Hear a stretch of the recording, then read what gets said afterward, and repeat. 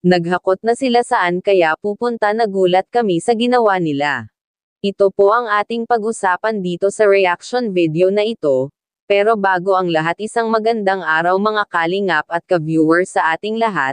Palagi po natin suportahan ang ama ng kalingap na si Kuya Val Santos Matubang at sang anak nito na si Kalingap Rab para palagi po tayong updated sa mga videong ina-upload, at para mas marami pa ang matulungan ng kalingap na mga kababayan nating mahirap. Sa mga solid supporters po namin, kung maaari huwag natin i-skip ang ads ng videong ito.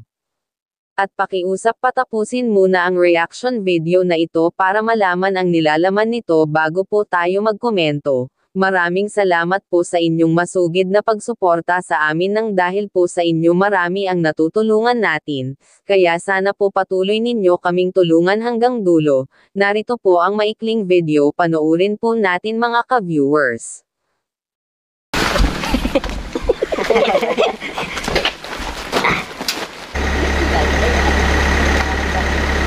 So naihakot na po natin yung mga gamit mga kalingap. Then sundin na po namin yung Tres Marias sa kanilang school. So lunch break naman po, kaya pwede naman po natin mapuntaan saglit. And yun, diretso po tayo sa babahay natin. Asan kaya sila? Chris at Melissa and Bea. Ayan sila guys.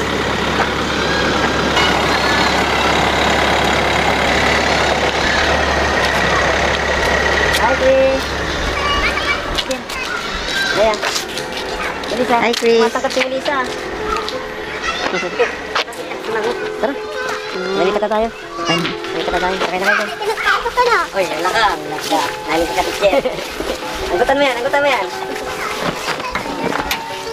Ay, humarang yun tayo. Ha?